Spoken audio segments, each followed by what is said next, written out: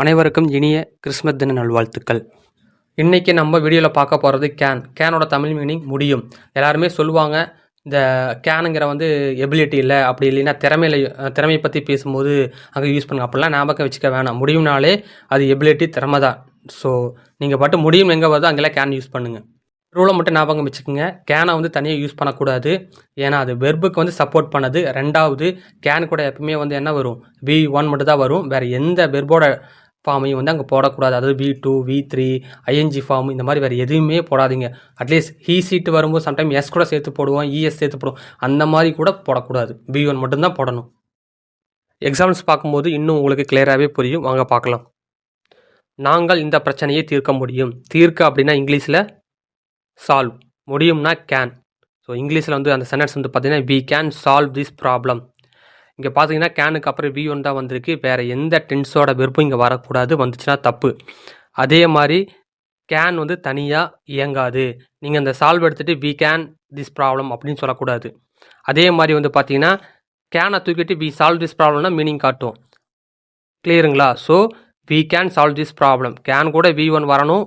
அப்படி இல்லை கேனை தனியாக போட்டு யூஸ் பண்ணக்கூடாது. ஆனால் வெர்போட தனியாக யூஸ் பண்ணலாம்.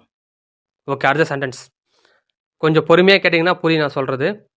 அவனால் கார் ஓட்ட முடியும். ஸோ ஓட்டுறதுங்கிறது டிரைவ், முடியுங்கிறது can. So he can drive a car. இங்கேயும் நல்லா நோட் பண்ணிக்க, கேனுக்கு அப்புறம் V1 தான் வந்திருக்கு. ஓகே, அடுத்த சென்டென்ஸ் என்னால் தனியாக சமாளிக்க முடியும். சமாளிக்கிறதுனா மேனேஜ் பண்ணுறது. கேனுங்கிறது முடியும். அவ்வளோதான் சென்டென்ஸ்.